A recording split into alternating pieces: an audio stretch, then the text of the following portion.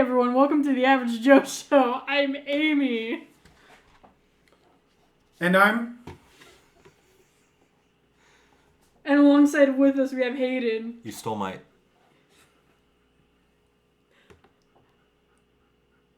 Oh, I wish I could totally... Hey. This is probably the worst joke for like an auditory thing. People are just like, did my thing just cut out? What the heck? You're probably thinking like...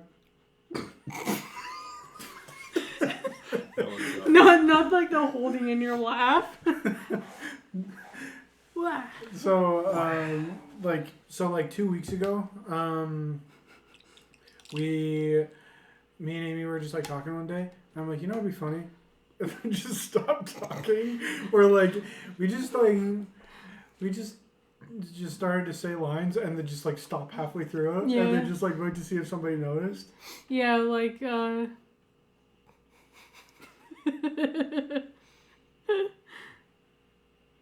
It's funny because it's like a power struggle to see who can last longer. I thought you were gonna say it's pretty funny because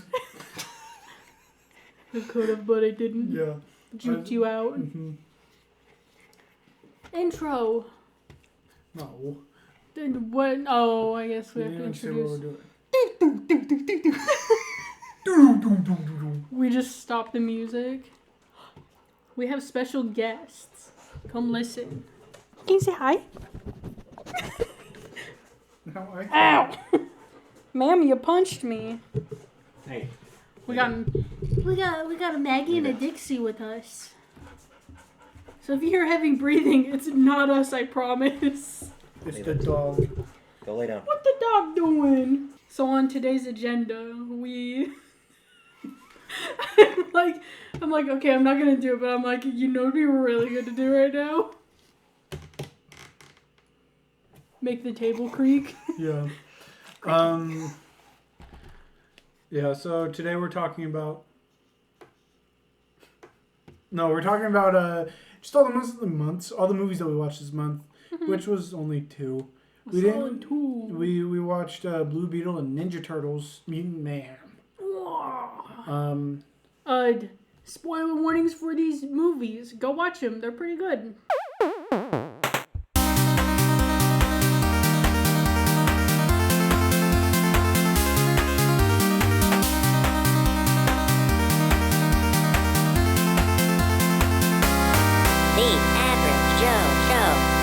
So, what are we drinking today, fellas? Swig.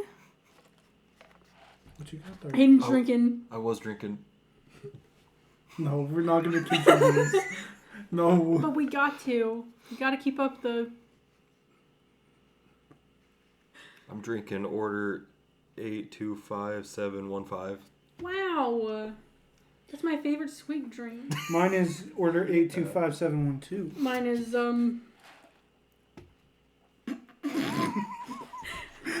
We have the same number because we both ordered at the same time. Yeah. So I got a Heartbreaker, which is our Dr. Pepper Blackberry Cream whatever.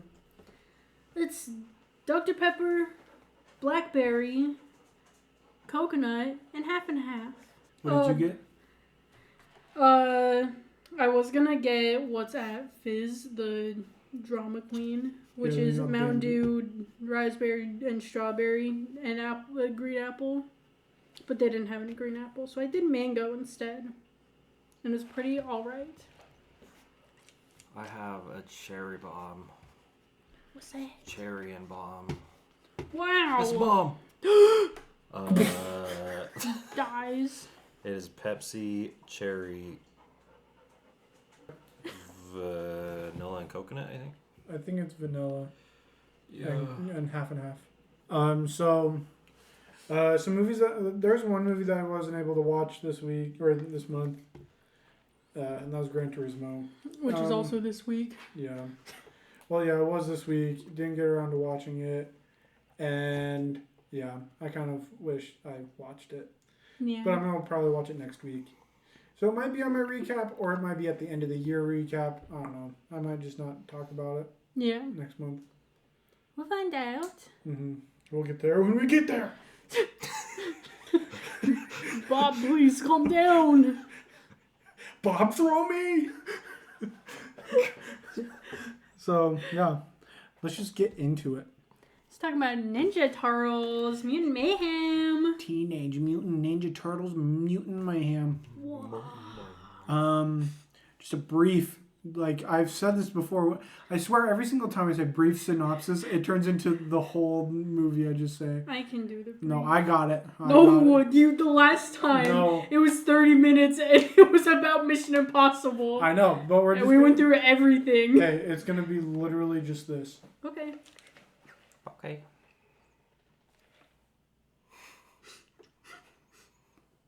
We walked into it, fellas. So Teenage Mutant Ninja Turtles Mutant Mayhem is about these little guys. These little guys. They're little turtles. They were in the sewer. They sniffed up some goop. No, some ooze. Bless you.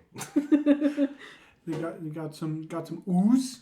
Yeah. Ooze Macappa. Dude. And they became teenager mutant ninja turtle men. Yeah, they get powers. Their master or their dad. They refer to him as dad, not Master Splinter. But my dad's Splinter. yeah, the Master Splinter is like, outside is bad. Humans are terrible. And then Ninja Turtles are like, I really like Ferris Bueller's Day Off. I want to be like him. For that part, was it like they played like the actual movie? No. They just did the visual for the movie, but not like actual. It wasn't audio because it played like Twist and Shout. Yeah, but okay, yeah. Never mind. I was like, yeah, but was it like the actual movie like on the screen? Like they didn't like reanimate it? No, it was the actual movie. Okay. Yeah, but yeah, they want to be accepted amongst the people, and they come across a girl named April O'Neil, and she's like, hey, you guys are pretty cool. You saved me from this guy who stole my bike, and basically she's like, yo, you should do that to everybody, and then they'll accept you as cool guys. And then they're like, oh, there's this really big thing that happens.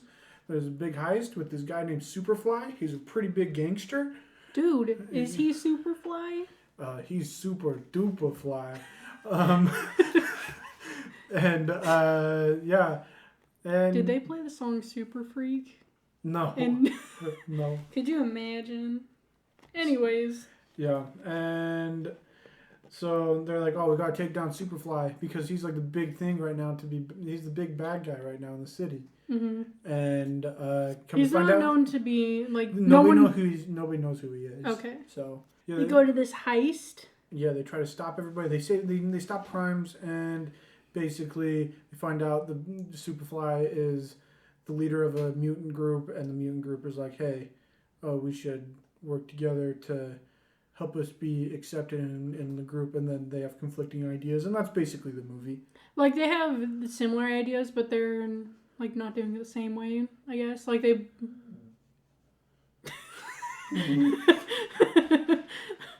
like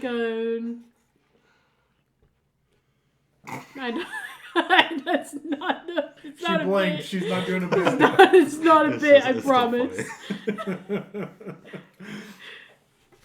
Now my excuse can be, yeah, it was a bit. I swear, I didn't. Well, we have audio proof that you.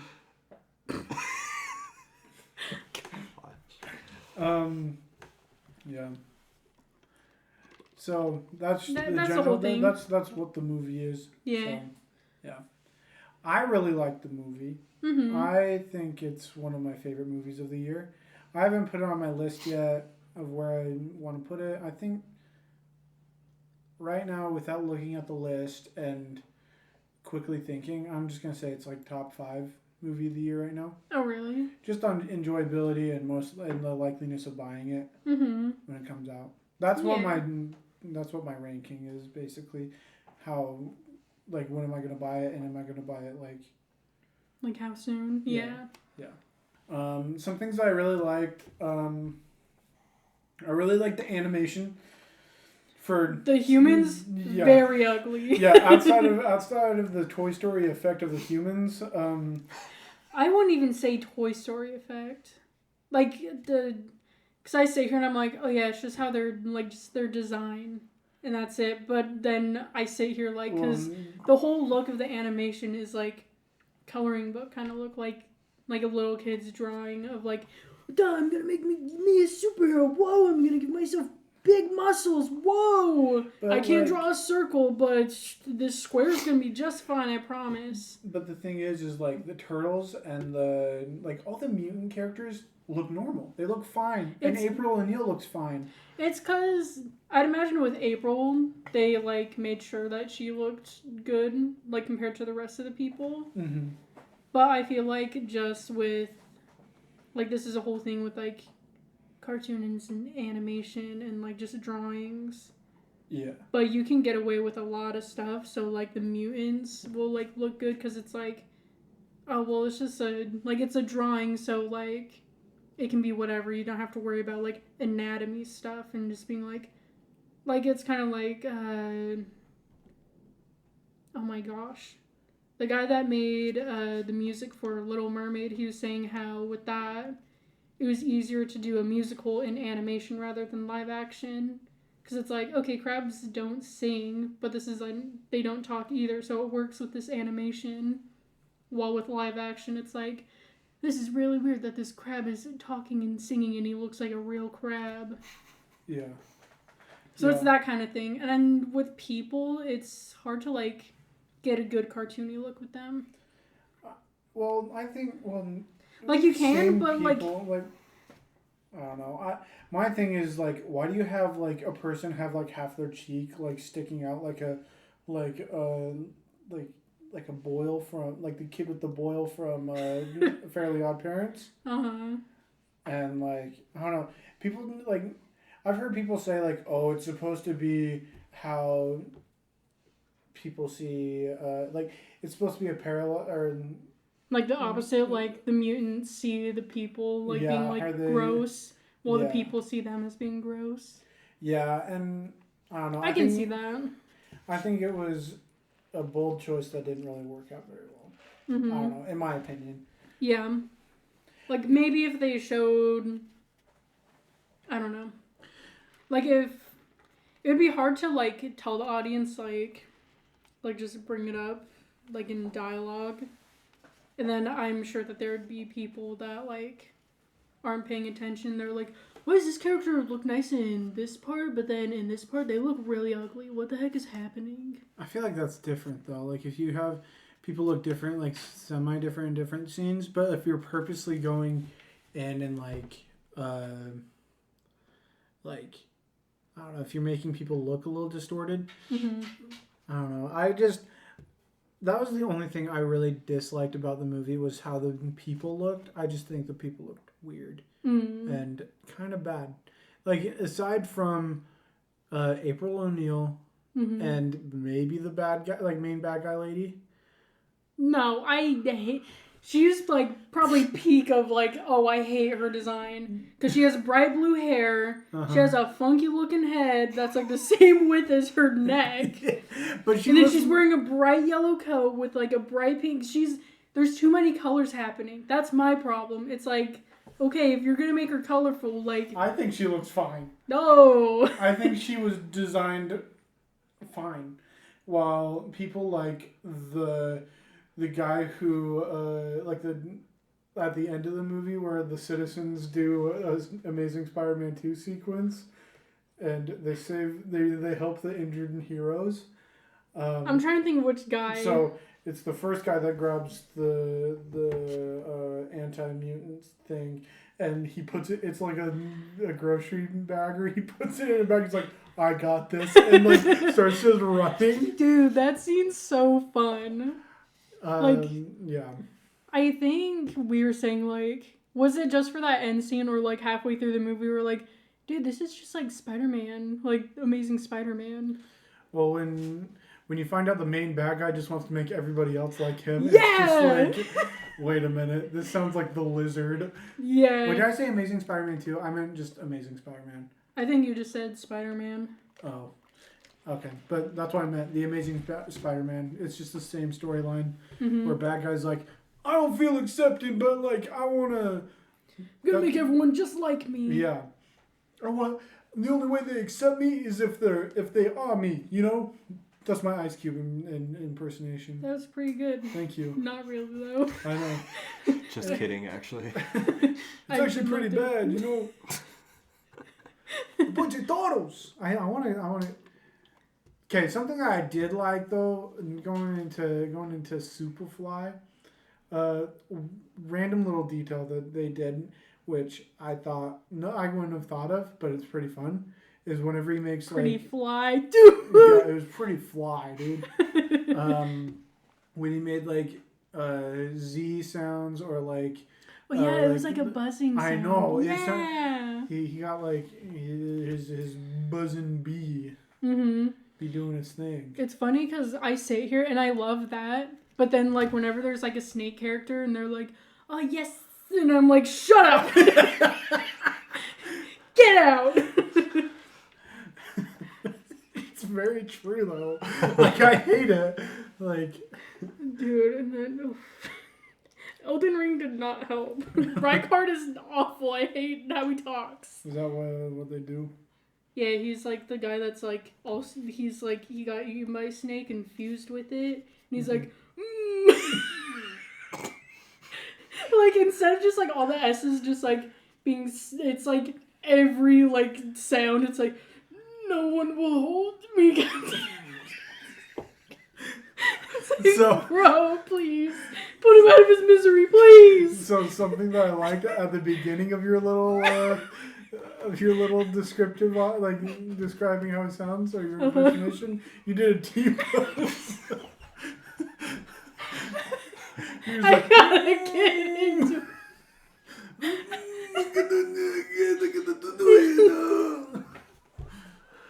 I'm gonna cry. But yeah, I liked how he did that. Just the yeah, he did a little yeah. So I like the cast of the mutants, like all of the mutants or like yeah, I guess all the mutants.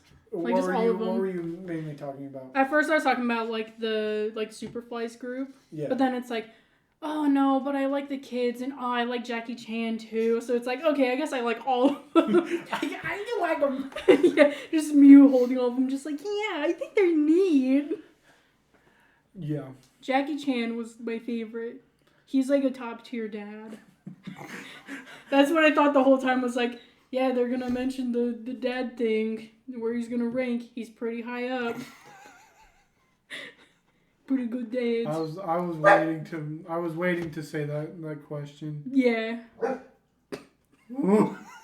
Yeah, I like the cast.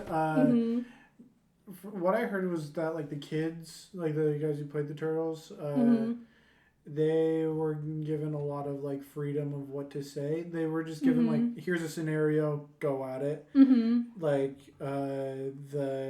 that's so fun. Like the whole bit where they're just like talking about how they're gonna meet up with all the mafia. Like they're gonna go meet up with Superfly and be like, hey, we gotta act like mafia bosses, and we're like, hey, yeah, bacon, egg, and cheese. Like that entire bit was just like all just kids doing whatever. Like they're like their improv. Yeah. Yeah. Which is fun because you have like some sequences in movies where they try to make kids seem like kids. And it doesn't work out because it's written by adults. Yeah, and it's the whole thing of like, yeah, this old man wrote this dialogue and he has no idea, which is like can be for anyone. So it's like, oh yeah, writing for this lady. Yeah. There's a book that was written by a man and he literally put, she breastly boobied her way down the hall, and it's like that's not. You what? What do you mean? But yeah, I feel like there's a lot of movies where like kids just sound fake, or like they try to make like the jokes that they did in this one like just like with lingo, which to me, I feel like some of it doesn't work, but then it's also like, oh, okay, yeah, this is what, like, a teenager or a kid would say. So I'm not too mad about it. Yeah. And I think it adds more to it that it's like, okay, the actors did this and they're actual teenagers, so they know what they're doing, I hope. Yeah, because it reminds me of a movie where, it's like an animated movie, but what they did, because it's a French movie, so they did it, like the American, like, dub didn't do the same thing, but with the original one... What is this?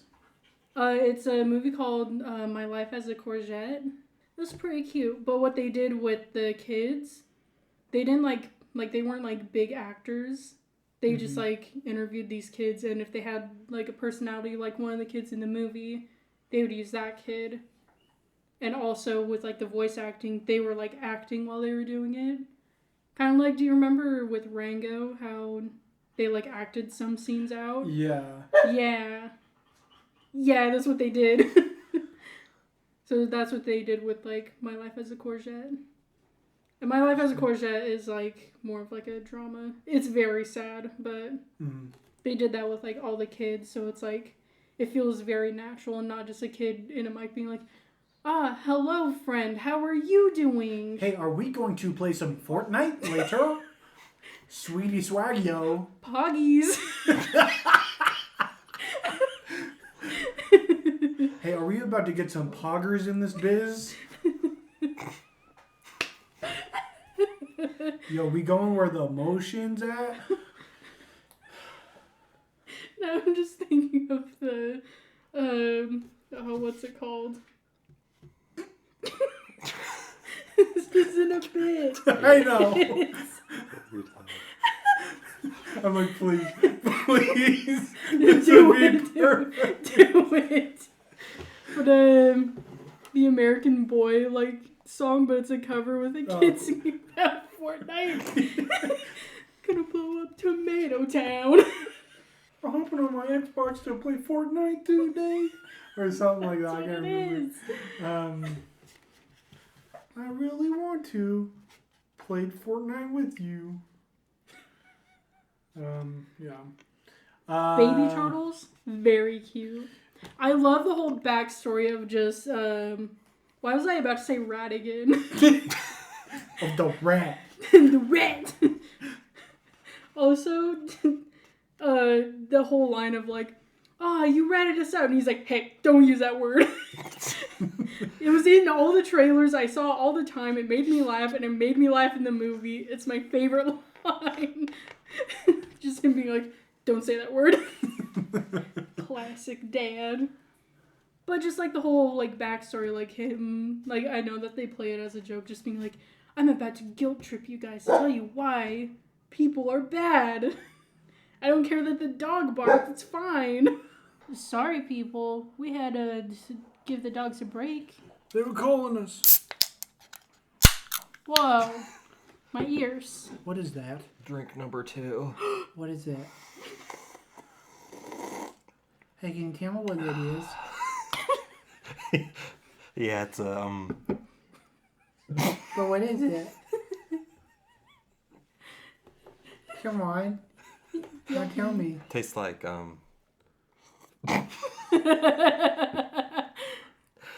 The bit. Sunkiss. What kind of Sunkiss? You good? No? Can't do it with your face. Don't look at me like that, please. I got a sun-kissed cherry limeade. Nice. Back to the backstory, baby. It's a sun-kissed cherry limeade, actually.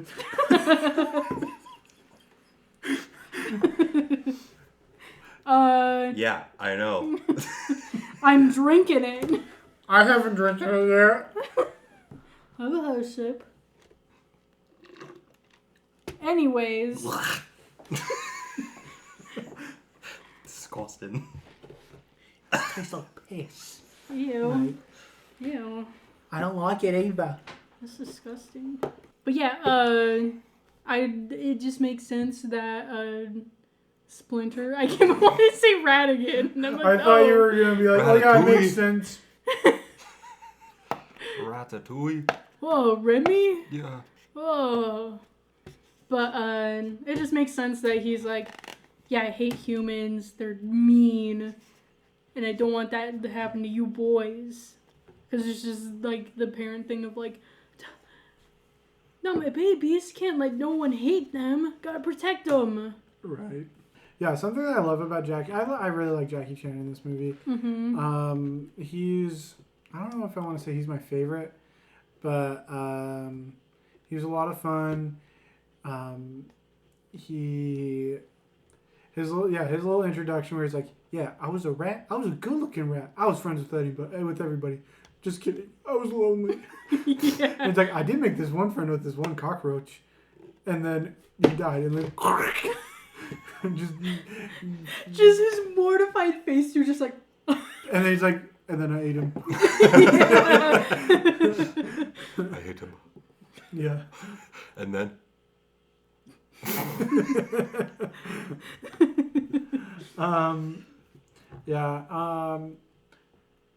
And I thought Jackie Chan was done doing stuff, so I was really excited seeing that he has come back out of his retirement. Because, like, he was... I think he's more, like, retired in just, like, American, like, cinema, maybe? What kind of cinema is this, Amy? Like, just the Hollywood stuff. Like, he's making stuff in... What's this movie? I mean, is this Hollywood? Sam. He came back for this one. Sam. We thought that he was done. Yeah, he said that he was going to be done. Yeah. And then he wasn't. That's the whole point. Is like, yeah. Oh, we thought he was done, but he's not. Yeah, that's what I was saying. And then yeah, that's what I was saying too. But it's like, oh, I thought he was done with American movies. But he's not. Yeah. Oh my gosh. My bad. Oops. But yeah, it's nice seeing him back, and this is something that I was more in. Like, the last movie that I saw him in was called The Foreigner, and I think I talked about this in the episode before. Dude. Or I talked about this recently. Mm-hmm. I think I remember you talking about it, like, for a brief second. Yeah. But Jackie Chan, it was advertised basically like, this is Jackie Chan's last film. Come watch. Mm-hmm. As he's old man trying to take down people. Old man McGucket. Taking out the UK government people. I think that's what that movie was all about. That sounds like Rush Hour. They weren't in the UK, I think. But the bad guy was British. Was he so British? There's no difference. But he was the plot twist villain. You had like the... Other guy. Blonde hair. Buzz cut. Oh, yeah. Like, it was supposed to be a Chinese, like main dude, but then the guy who was running the whole operation was the British dude. Was British. Yeah. He's British. Oh, British! And he's like, oi, bro. Perfect! He's like, Boston Tea Party, we won't back in. We're retaliating, bruv. Oh my gosh. Beans on toast! Black pudding in it. Tuesday, innit? But yeah. And this is an absolute movie. Like, this was a movie that was like, or this was Jackie Chan's part where I'm like, this is actually really fun. Mm-hmm. I don't know who else could have played a Splinter that would have stuck out as much as Jackie Chan did. Mm-hmm. And I love it because I feel like it's more of like a subtle thing, if that makes sense. Like, what is? I don't know, just like his acting, I guess. But it's not like where you hear like, oh, that's John Cena, and oh, that's Seth Rogen. No, like you can sit there like, oh yeah, that's Jackie Chan, but it's not being like doing all the crazy stuff like classic Seth Rogen laughing and then John. It doesn't. John Cena. I think it doesn't take you out of it. Yeah. One big problem, and I hate that they keep casting John Cena in so many things, is like it takes you out of it. Like in Barbie, like his like couple scenes he's in, you're like, oh shoot, that's John Cena.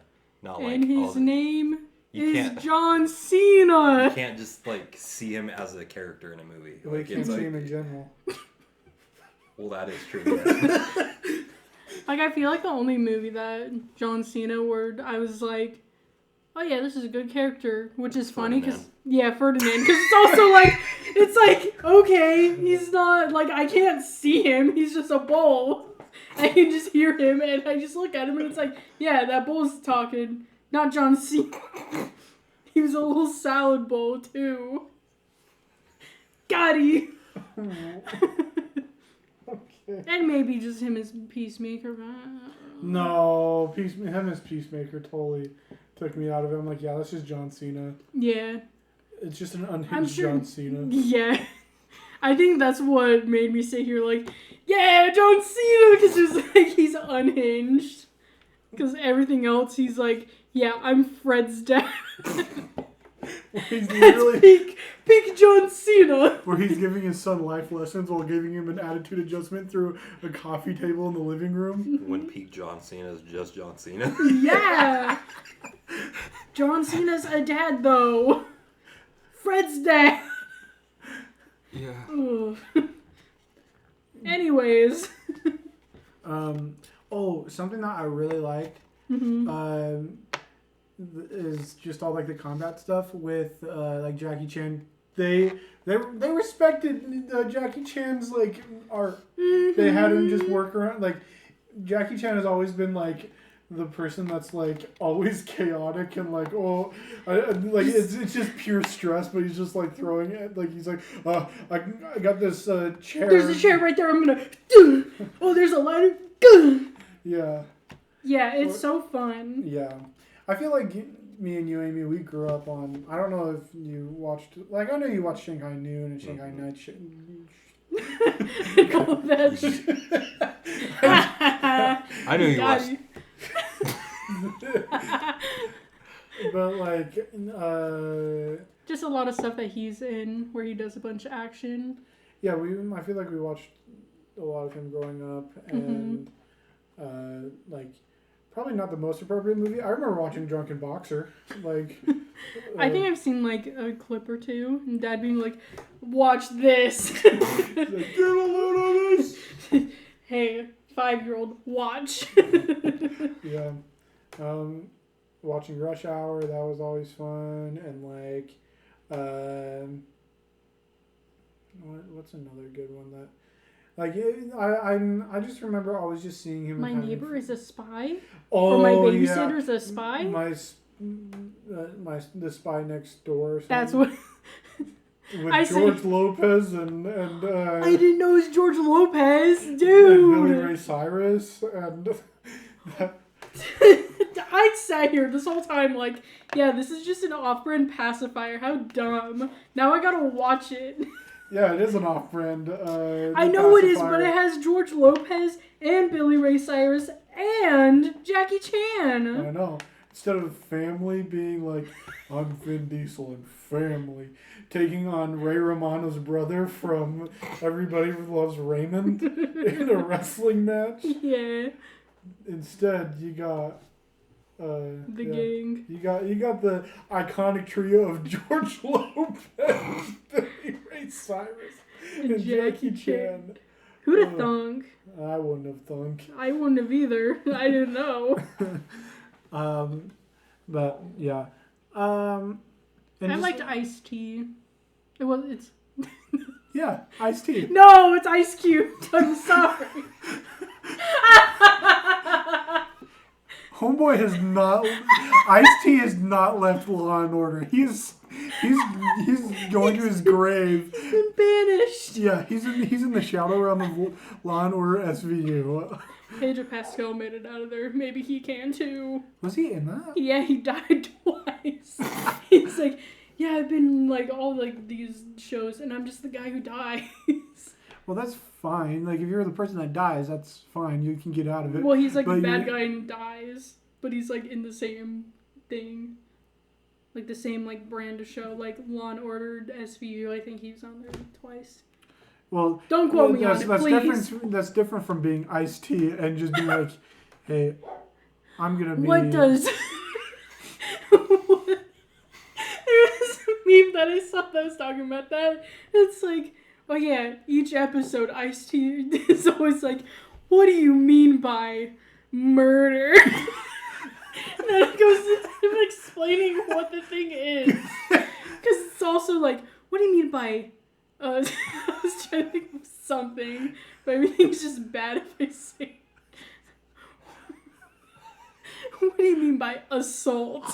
And then lady that's always been there is like, well, Ice-T, let me tell you. And explains it for the audience of what they mean by this thing, this crime. But yeah, I don't remember seeing him in this movie, but I did see Ice Cube. Yeah, Ice Cube was very fun. Mm-hmm. I feel like it's been a minute since I've seen him in a movie. It's been a while that I've seen him in something and liked. Last time I saw him in something where I'm like, man, this was pretty fun, was Ride Along with Kevin Hart. Yeah, I forgot he was in that movie. But I haven't seen that movie in forever. I haven't either. That's probably why I still like it, is because I haven't seen it a lot. Yeah. I just remember the joke of Kevin Hart picking up all the extra bolts and he's like, what are you doing? And he's like, I'm grabbing ammo like in the video games. And he actually finds something and uses it. And he's like, what? You're not supposed to find that on the ground. Oh, I was thinking this. I was like, oh yeah, I also remember the scene where he slaps Ice-T and then Ice-T just slaps him back and he goes flying. But that was Jumanji, where Kevin Hart slaps Dwayne Johnson. And just launches him into the nether realm. Murders him in cold blood. Yeah. I guess in warm blood, because it's fresh. A fresh kill. Anyways. Baby turtles? Oh, they're babies. We're going to babies. Babies. Why'd they gotta make Raphael such a big chungus? Because he's a chunky boy. Get a load of him. He's chunky. He's big. He's a big boy. He's humongous. Oh Lord, he's coming. Humongous. Yeah. He's so cute though. He's just a whole brick. And I love it. He's a unit. All of them are so cute. So I was sitting in between. So I forgot. I forgot that I invited a couple of friends, being like, "Hey, I'm going to this movie at this time. Sitting here, if anybody wants to come." And then I sit down at my seat and I see that one of my friends was also right there. I'm like, "Wait a minute, who the heck are you?" I know you. And so I was sitting in between her and you, and did you get surround sound of like, oh, I'm gonna cry? I know, it was legit. It was legit like, I can't believe this. I'm like, you're like, I know. I've never been like close to crying over something that was cute, but I'm just like, the music, them having pizza. The pizza. They're just so cute. Yeah, that was a really good sequence of them being babies. Babies, yeah. And then they learning how to. I'm gonna cry. Then they learn how to fight. And, me just thinking about it almost makes me cry because they're cute. I know. I could easily. I feel like I could easily. Oh, dude. Oh man. Now I feel like I can make a little compilation video. That would be a challenge for you, Amy. You know, like kids react or like. Are we gonna do that for the video? I feel like I'm gonna do this for you. Have a challenge video of, instead of trying not to laugh, it's try not to or be like, oh baby, and just show you a bunch of videos of like just cute things. Yeah, because I feel like that's your. I think it's easier to make you be like, oh, than like laugh. And then, yeah. I have to be in the mood for certain jokes. Yeah, but you're always in the mood for a baby. Just show me like puppy pictures of Lucky or Lulu. Yeah. Like the video of Lulu falling between. Yeah, That's so good. It was like one of the first weeks of having the dog, and they're Tiny like, puppy could fit in your hands. So Lulu was like walking over like on the couch, and like we had like our feet up where like this ottoman was, and then Lulu just like steps where she thinks that there's a couch cushion and just falls in between the couch and an ottoman. That can go on the TikTok. Yeah. Just nothing else, just her falling. Yeah. Other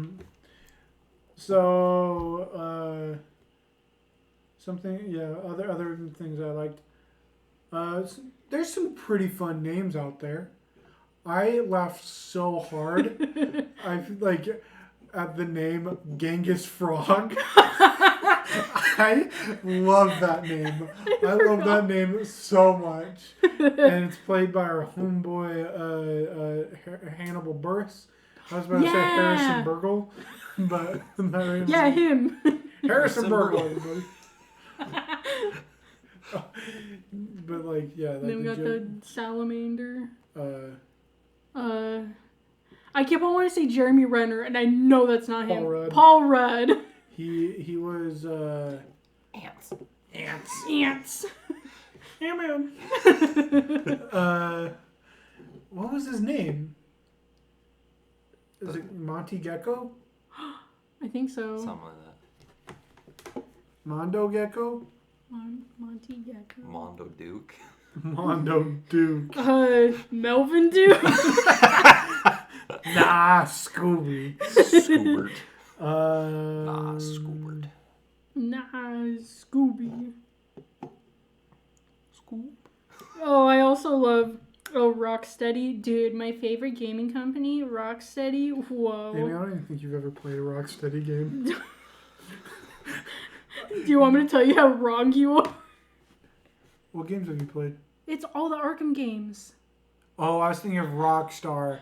I was like, I bet you've never played a... Name one game by Rockstar. Right now. Yeah, Grand Theft Auto. Red Dead Redemption. Bully. I think that's it. On my... Skyrim? Just kidding, that's Bethesda. Oh, it's Mondo Gecko. Yeah. Then we got Leatherhead. Is that the crocodile? Yeah, that's the crocodile. Crocodile. We got Dude. Wingnut.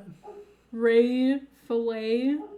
Who's played by Post Malone, and his whole thing was like, Ray Fillet. No. That's his whole thing. Just him singing. Well, that's probably because he was too busy Being Post Malone. Yeah, being Post Malone that he couldn't like say anything other than Ray Fillet. He only had like 2 hours in the thing, and that's all that he did. Dude, Scumbug is voiced by Alex Hurst. He's the guy that did Gravity Falls, and he voices Grunkle Stan. And Bill Cipher and Seuss, and he's also in Owl House, and he's a little guy named King, and Hootie. Even though Hootie's voice is just him making a Mickey Mouse impression. That's it. That's all that he does. Yeah, I think Paul Rudd was really fun. Mm-hmm. Abracadabra is like so funny. I wish that entire sequence wasn't on like in the trailer. Yeah. Because I think I would have laughed so hard hearing Abracadabra. Mm-hmm. Here's the thing that I hate about trailers.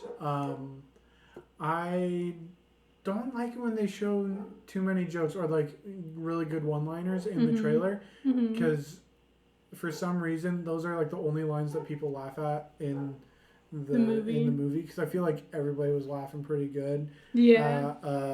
At all the Mondo Gecko sequences or all the stuff that came from the trailer. I'm like, why? Yeah. Because you miss out on all the other stuff. And I think you're anticipating the joke, too. So it makes you laugh at it, too. So, I don't know. Yeah.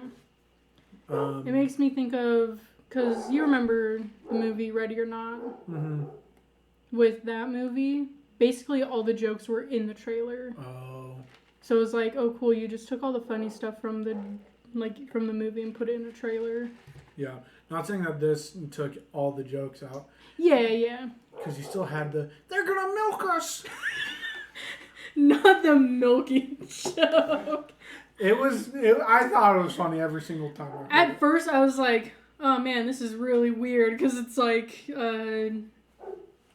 they were like mentioning like their nipples or something. And I was like, man, this is getting real weird. But then I got used to it after a while. And it all paid off with them being like, we're being milked!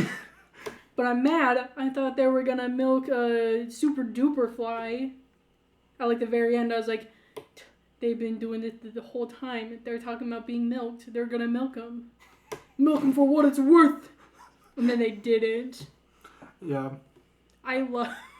Is it a giraffe that's like around his eye or like in his face? Yeah. So a giraffe is my forehead. Also the joke of them being like, yeah, we just need to throw this antidote and then he'll like just combust of the animals and it just gets one horse out of his leg. And he's like, I can live without that. Yeah. I can live with that bit. Yeah. So good.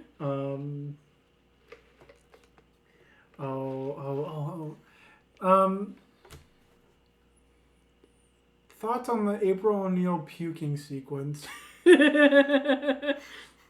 So, dude, I'm fine with it. It makes me think of like just the editing of it makes me think of Mitchell's versus the Machines when she does like the edit of Monchi. Yeah, Monchi like puking up the pizza and then like sucks it back in and it's just all that. Like that's what it made me think of. Yeah. I did think it was funny that it was like, oh, react to my zombie look, and it's just like, I'm like, okay, that's pretty good. But I don't know. I actually got like kind of sick at that part. I'm like, oh. I'm not here. Oh. I sat there and I was like, I know it's coming. I was like, okay, let's see it. Show me the money. And it was just so much longer than I thought it was gonna be. Yeah. Like she just kept going and I was like, whoa. It was like it gave me the same effect. She's like a hose. It was like spraying. it was just like Pitch Perfect at the very beginning where the girl just like a fire hose just oh, so funny. like, yeah. But I also really like how they didn't like, hello? They're breaking in. But I love how they didn't make her like completely get over it when she's like on the news being like, oh, the turtles, they're good guys, you gotta help them. And they yeah. I don't know why it's so gross also hearing people like start to puke and then you hear them swallow it. Mm-hmm. It's always bad and like Trauma from Shrek the Third. When Donkey's like seasick on the ship and he's like, I'm gonna and he like goes to puke and then he like has it in his cheeks and swallows it back and he's like, Shrek, there's a rock. They crash. I remember that being absolutely disgusting. Trauma.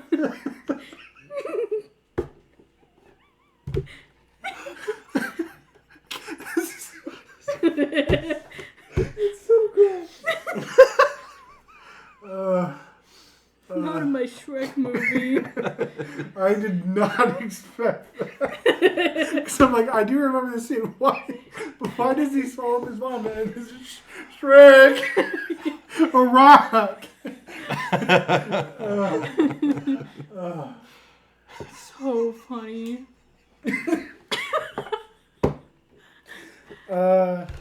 Man. I think on an ending note, the music Yeah, I really like the music. I'm still listening to the music from, like, all of the, the music that, not like the OST, which I like a lot of the OST stuff. But, like all of the old school rapping is fun. Yeah, it's super fun. I feel like it adds to, like, the... I don't want to say... Yeah, well, I was also going to say, like, nostalgia. Because, like, Ninja Turtles are from, like, 80s. Well, that's when they were, like, really popular, like, 80s and 90s. Yeah. And I don't know if all the music that they used was, like, from 80s, 90s. I'm not sure. I think one of the songs I heard it might have been, like, when they're in the cars, is, like, Superfly is playing. It's, like, a song from one of the live action movies that Ice Cube recorded for that movie. Oh, that's cute. I didn't know that. I love that. Yeah, we listened to the music on the way over. Yeah. And we're both like, because there's just a song that plays when they're all little, when they're babies. Yeah. And we're both like, those babies. I think it's called I Know, but it doesn't matter. That's the word I, like EYE. Yeah. Yeah, I really like that. Okay, wait, I need to talk about one sequence because it was animated so well. Okay. She said it. Do it. Last thing. Yeah, this is my last thing. And sort of going back to combat, there's like two sequences that I loved, which I like about origin stories.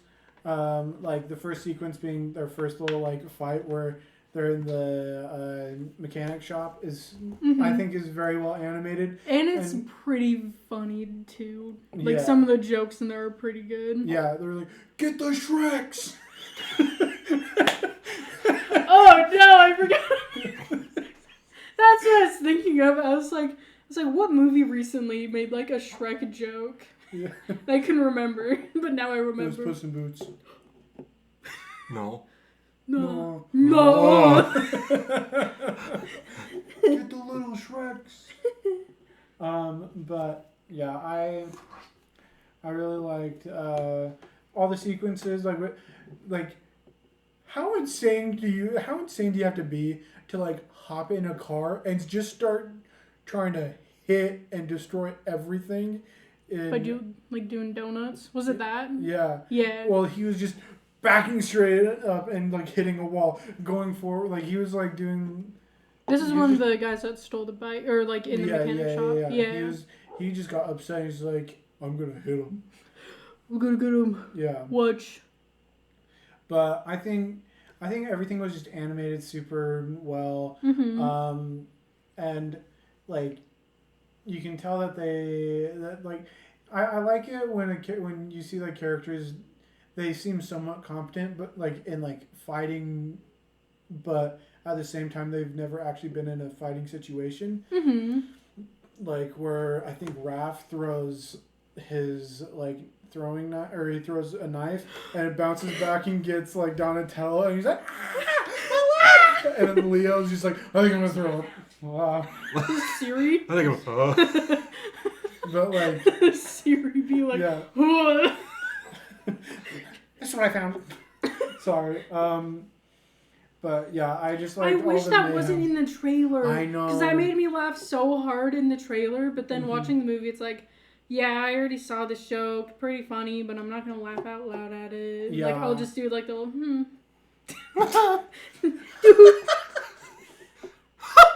The whole theater's quiet. Just.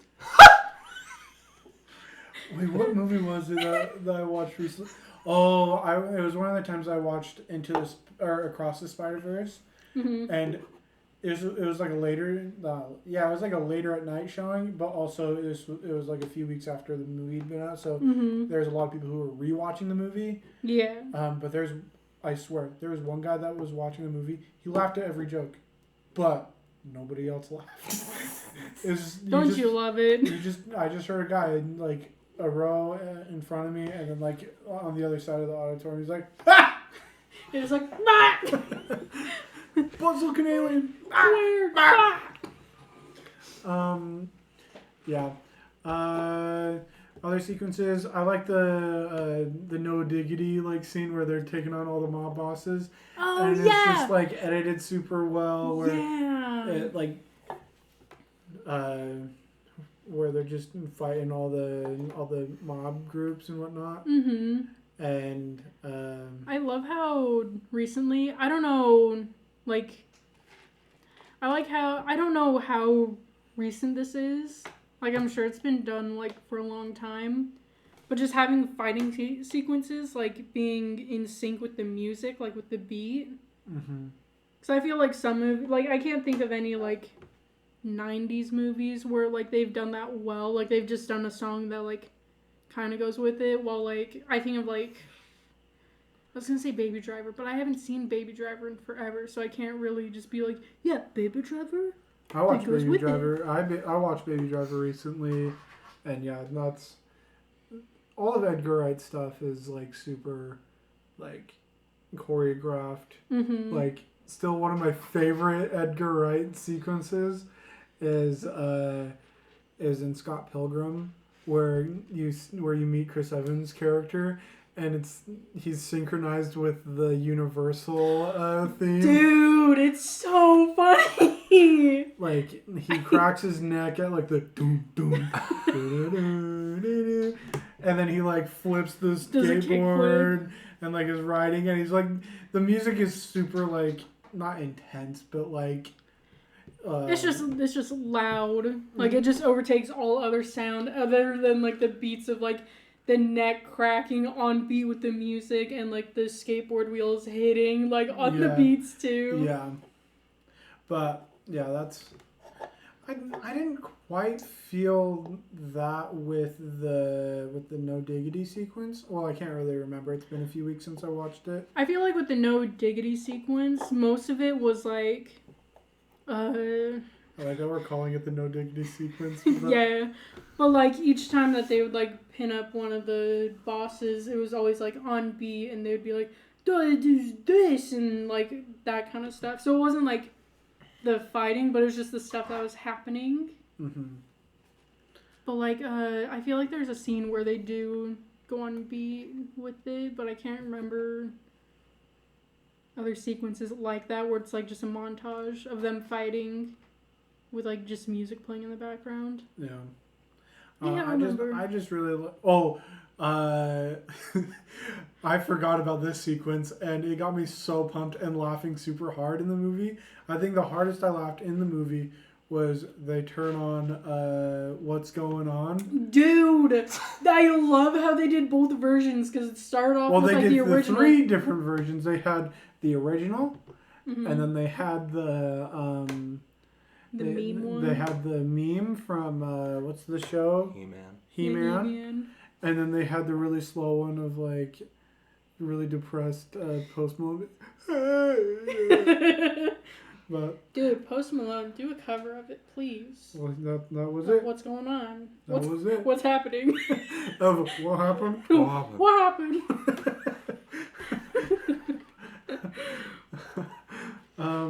Yeah, I got like pretty pumped like hearing the like. I was like, oh no, they're doing the What's Going On song. This one isn't as hype as the meme one. It does get hype though, Sam. Just later on. I know, and then it changed to the Hey Yeah Yeah video. I feel like let's go. I love it because it goes like, obviously it goes with the scene, but like I feel like it's like, kind of like the Generations, if that makes sense. Yeah. Because it's, I feel like it's, I was going to say Leatherface. That's not her name. The crocodile. Leatherhead. Dude, I almost had him. But Leatherhead and I think Wingnut. Yeah. That's the bat. Yeah. I think it was those two that were mostly singing it in the beginning. I don't think Leatherhead was in the car. I thought it was Mondo Gecko. Yeah, I was going to say Mondo Gecko's in there. Mondo Gecko, Bebop? Is Bebop the rhino? Yeah. Bebop's the warthog or pig or whatever. Oh, That's Seth Rogen. Rocksteady is the Yeah. is the rhino. No, those two are on motorcycles. Neither of them are in cars. No, one of them was in the car with them. I can't remember. But, and then the turtles backstab Mondo Gecko. He's like, "You threw me out of the car. Not cool, man." I'm like, I feel so bad. I'm sorry, Paul Rudd. I didn't mean to. I've never wanted to meet a character so bad in real life. Like, if I could go into any universe to meet one character, I'm meeting Mondo Gecko. Wow.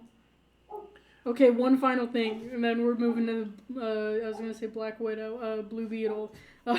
Same difference. Both colors and bugs, it's fine. But the part where it's like the big fight scene with Super Duper Fly, and you see Mondo, like everyone's in the rubble, and like, I think it's Mikey, like, finds his tail, and he's like, "No, Mondo Gecko!" And he's like about to like start crying, but then like he's like behind him, and he's like, "Nah, dude, it comes off," and it like grows immediately. Yeah, his tail grows back, and I remember hearing you be like, "Oh!" It's because he like pushes really hard to get it to grow. He It's pooped like it out. He pooped it out. Yeah. It's just like he. Oh my gosh. Ugh. I never was so sad for like 5 seconds without a character. Like, you just killed him off screen. No, it did not stop all red. Not the gecko. Not the geck, please. What the heck? Not my geck. Put that on a shirt and just have his tail there. Yeah. What the heck? Not the geck. Not my geck. Alright, you blib. Threw off my groove. Don't throw off his groove. He threw off the Emperor's groove. No. But, Blue Beetle. It's about Jaime Reyes. Comes back from college from America. Actually, I don't know exactly where the city is. It's like a made-up city. Well, It's like a Gotham. It's like a Gotham City where it's like New York or so Metropolis. like in the comics, it's like basic. From what I've heard, it reminds me of Brazil, kind of. Well, I've never been to Brazil, but yeah, it kind of reminds me of a place I have no idea. It reminded me of Rio, I guess. It's like it looked like Rio. That's all the matters. So I think it's supposed to be like Texas, like coast of Texas. Oh, Like, okay. I think Like Gulf of Mexico, kind of. like that area. what is El Paso? I think. El Paso, Texas. Yeah, I think it was supposed to be based in an area around like El Paso or something, but it was like in the Florida Keys. I think that's where this is based in the movie. But yeah, wherever it's at, It's supposed to be like Florida Keys. yeah. I can't remember the name of the city that they said it was. I think it's Paloma. Santa Paloma? No. Oh wait. What I was thinking was Santa Coloma from Kinda like Puss in Boots. Paloma City or Yeah, something. Let me see. It's something city. Palmyra. Blue Beetle City. Ugh. It's just blue. Dude, Kansas City. Dude. We're not in Kansas anymore, Jaime. That's what the scarab says to him. I'm giving up this search. I need to do other things. Anyways, Jaime comes back from school and is like, "Guys, I got a degree. I'm gonna get our family back on its feet again because they're poor." And then he doesn't do it. Him and his sister work at a place. Clean. In the state. Yeah, they clean it. And, whoa, rich lady is a bad person. Who'da thunk? Sister And takes then- Mondo Duke in the bathroom.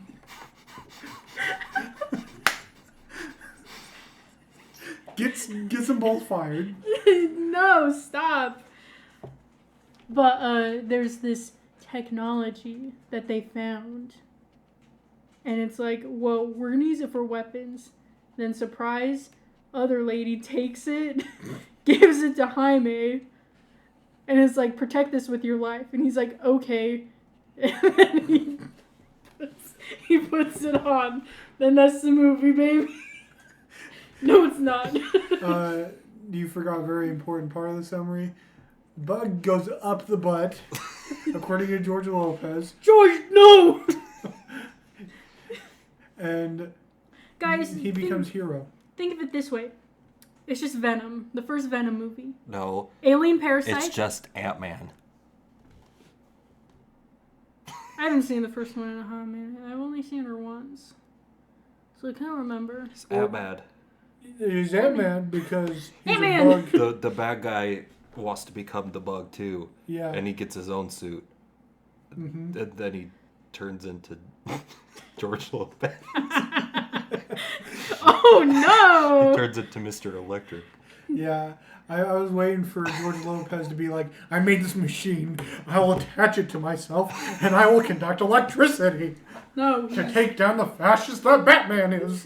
No, Jaime was gonna come in and be like, it's the Uncle, Rudy? Oh, Rudy, yeah. I was like, Uncle something, and then I was like... Uncle George. Uncle George! Uncle George Lopez. Rudy, what are you doing? You're supposed to be fixing up the house. I just came back from college. And he's like, you're supposed to be fixing up the house. I am fixing it to the ground. Thanks for coming to my TED Talk. That was so bad.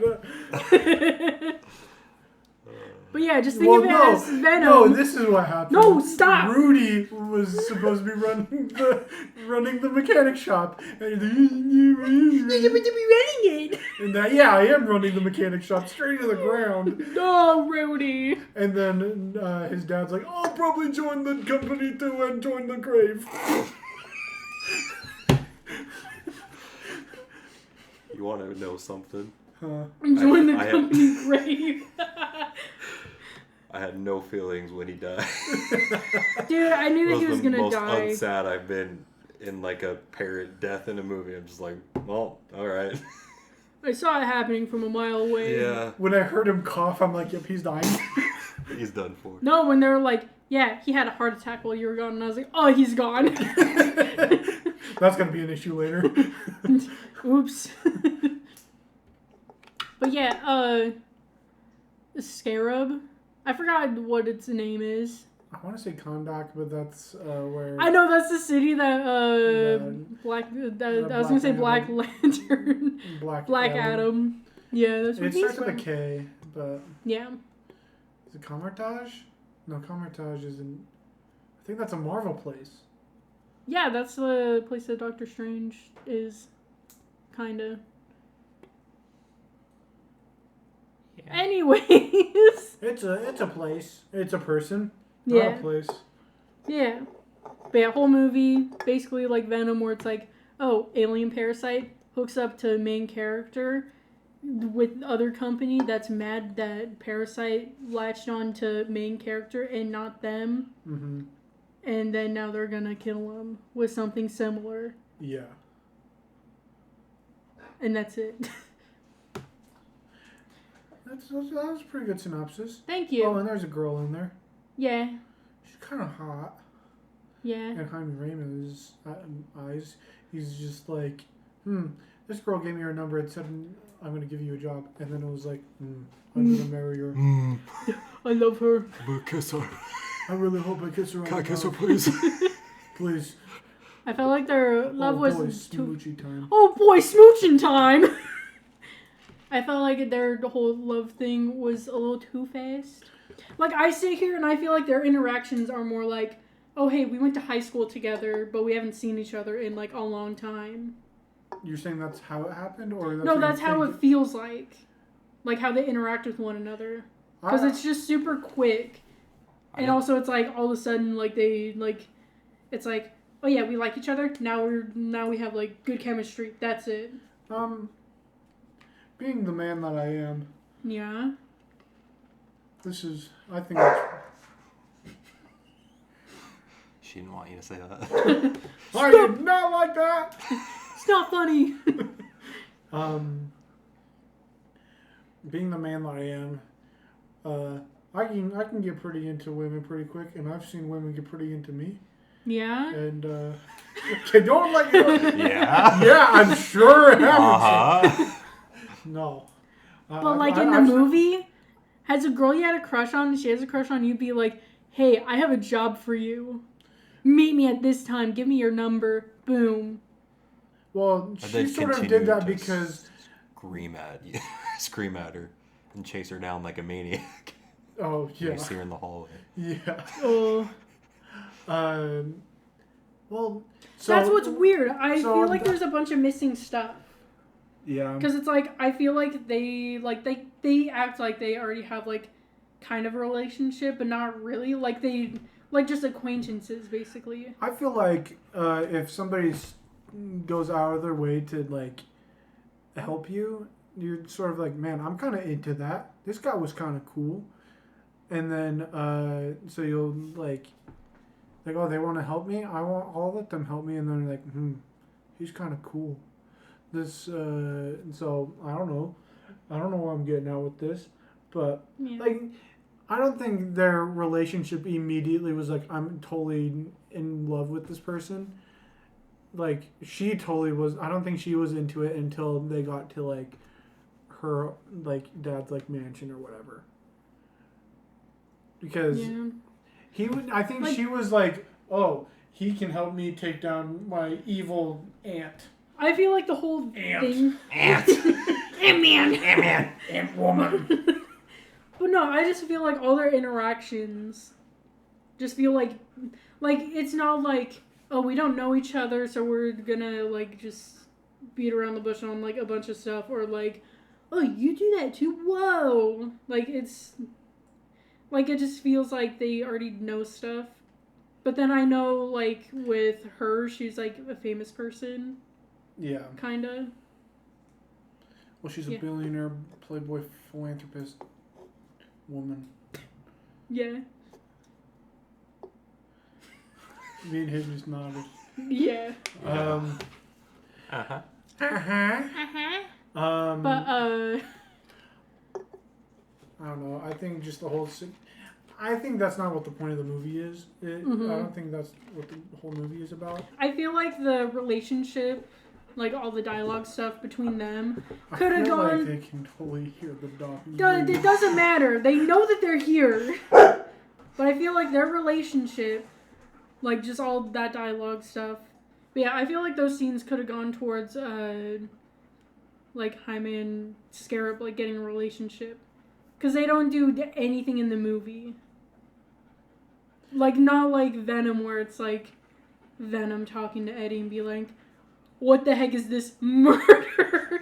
Going back to Ice T being like, now what's this murder you're talking about? Like, Eddie, I want to eat them.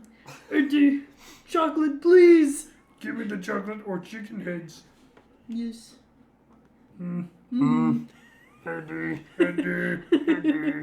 But yeah, that was my big problem, because it was like, I think it was the mom, or like the dad, and like, I'm dead, but I'm a ghost, and I'm here to give you reassurance, son. That scene, like one of those two things. It was like, yeah, you and Scarab need to work this out, and like, you guys need to work together to do this.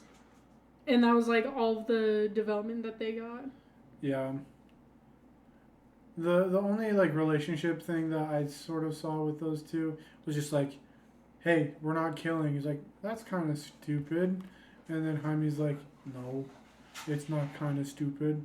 Mm-hmm. And then they proceed. And then it goes like It is a little flip flop, but then also something like with all that, like the whole thing being like, we don't kill, like they really emphasize like how Blue Beetle does not kill, and then all of a sudden there's the Blue Beetle mobile, and they're just stomping, hucking people, beef-farting, and hey, like, that's his family. They don't have a Scarab that's like, yeah, morals. I gotta give you morals. Yeah. Gotta make sure you hold up your morals, sir. And then Lady is randomly part of the Spanish Inquisition or whatever. Not Spanish Inquisition. The grandma. I was like, who are you talking about? The lady who's like, I've been in plenty of wars. No, but I love that. Hate it. No. It was So way much. too overused. And it was, you already saw that in In the trailer? yeah. Yeah. You saw a lot in the trailer, and I still had to sit here and be like, okay, I can enjoy these little bits. Yeah. I feel like I'm going to be the one that's going to be more positive towards the movie. Towards this movie? Yeah, even though I think it's just like it's in between okay and good. Mm-hmm. Like it's somewhere in between there. I'm trying to think if I like Blue Beetle. I think I like Blue Beetle more than the Flash, but I like the Flash. Mm-hmm.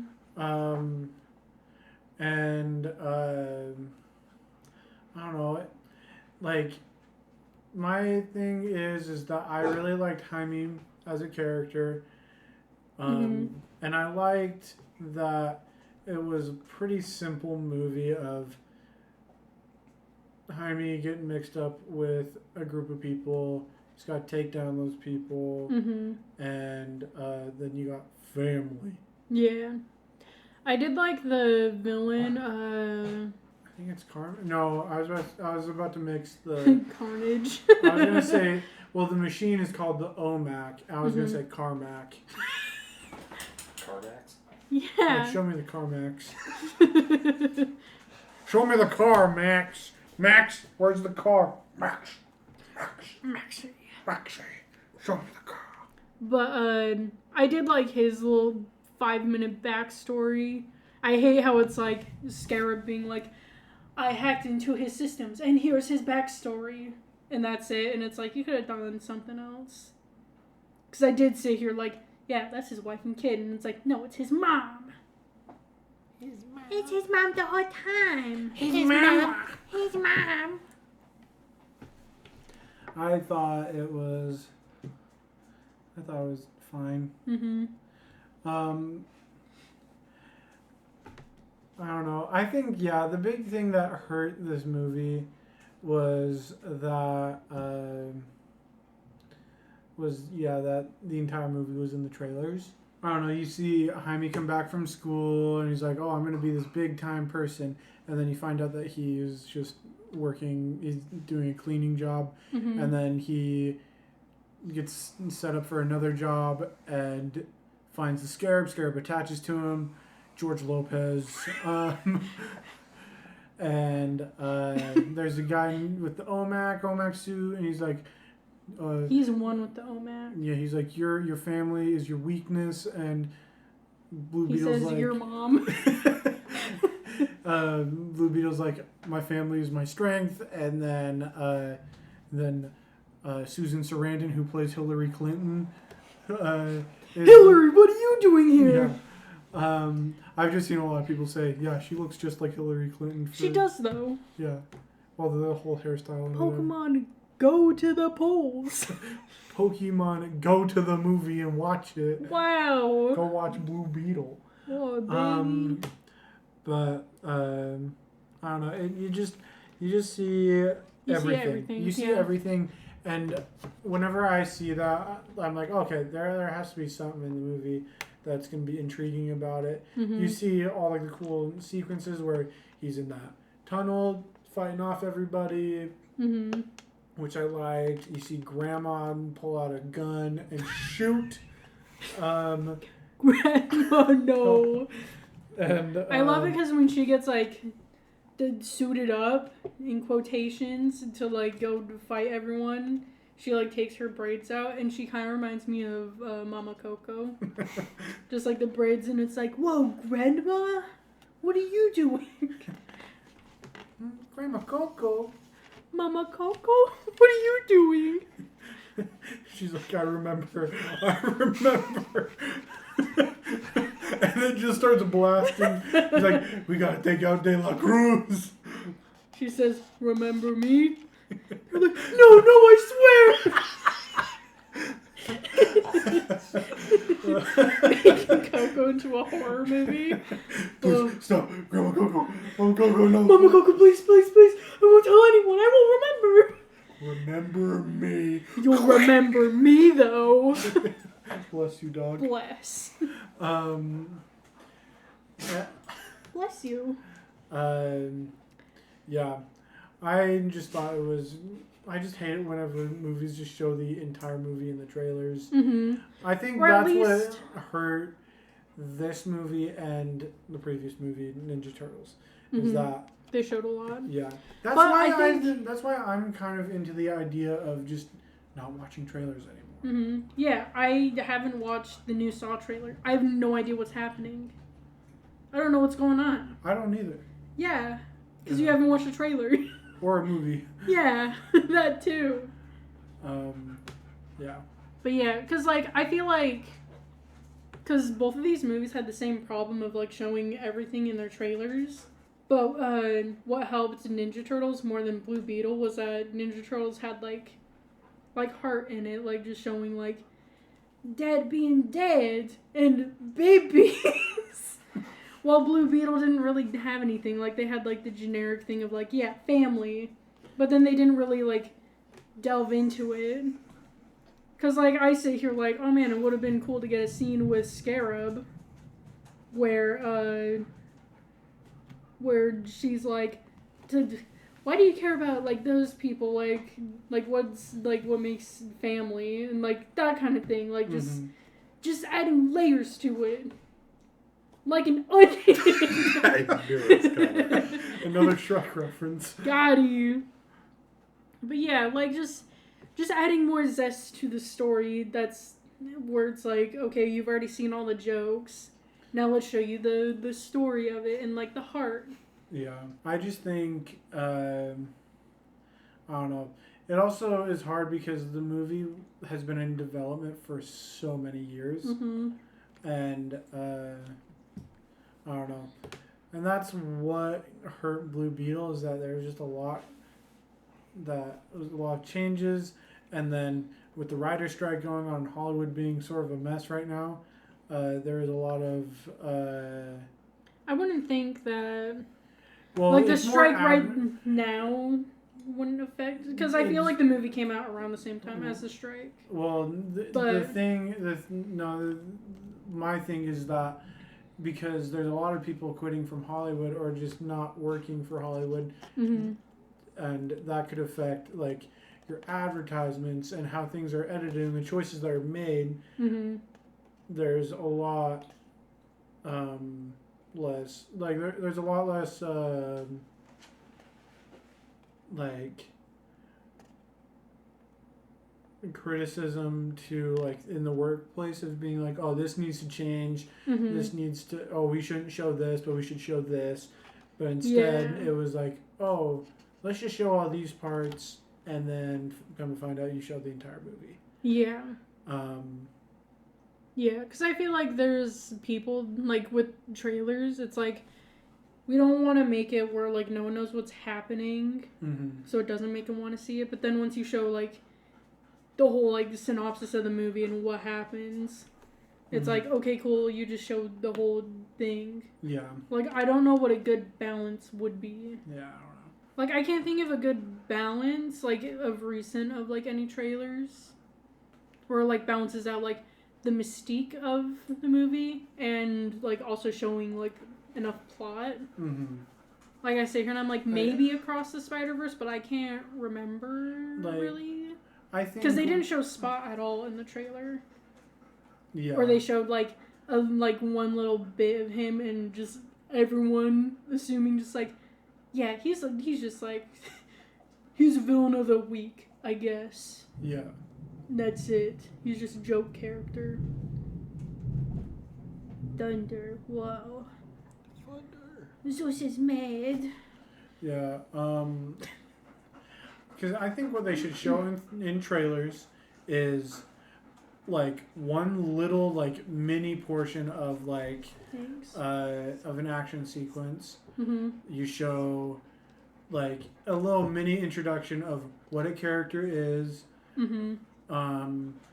Or like, and like a motivation of the hero. Yeah. Like this, like the trailer for Blue Beetle could have been like, Because I feel like you have to show him getting the scarab, because that's his whole thing, is that he gets, I was going to say possessed by an alien. Whoa. Aliens. But, like, just showing, and I feel like the family should be in there because they're a big part of the movie. Mm-hmm. But, like, right now, like, just thinking about the trailer, I don't remember seeing, actually, no, I do remember seeing, the robot guy with the OMAC suit. Yeah, I don't remember seeing Hillary, but I could have assumed that. But I also thought that, OMAC was a red beetle. Whoa. And then it wasn't. So wow, that really threw me through. You really threw the throw. Yeah, threw me through. It really threw you through the throw of the throwing. No, threw me in a loop. That's what I meant. Ah, the through loop. Yeah. But yeah. What? Come here. Let me get a pet of you. Because I think it could have been fine just being like, oh, Jaime Reyes, he just got back from school, gets interviewed for a job. At the interview, lady comes up, he's like, here, take this, don't show anybody, burger. Rudy's like, burger. Hungry. Burger. And then I'm fine with seeing like the scene where he like drops right before the water, taps the water. I thought it was fun. And then they could have shown a little bit of the sequence in the underground portion and him making the big sword. Yeah, why do I keep on wanting to say the Xenoblade? For like every sword, I'm like, yeah, Xenoblade? No, oh my gosh. Cloud Strife sword. What's Cloud it called? sword. I keep on wanting to say Stormbreaker. I think it's just called the Buster sword. Wow. I don't know. But that big honking sword. Yeah. Sword. Yeah, and I thought that was going to be more in the middle of the movie, not like the very end. Yeah. Because I wish... Well, I'm just upset that they don't give Scarab anything. Like, there's no development. She's not really a character. She's just basically Siri. When that's not what she is. And I think I was just spoiled with Young Justice, because I think either season 2 or 3. But the whole season was based around, like, all the Beetles. And, like, Blue Beetle being like, oh, wow, I just got this bug on me. Ain't that crazy? Yeah, and just them... Crazy. And then just them having character development, getting to know each other. So I think I just got spoiled with that. Also, Jaime in the show was, like, teenager. Whoa, Young Justice. Yeah, I think. I think that's how he usually is. He's usually a teenager. Yeah.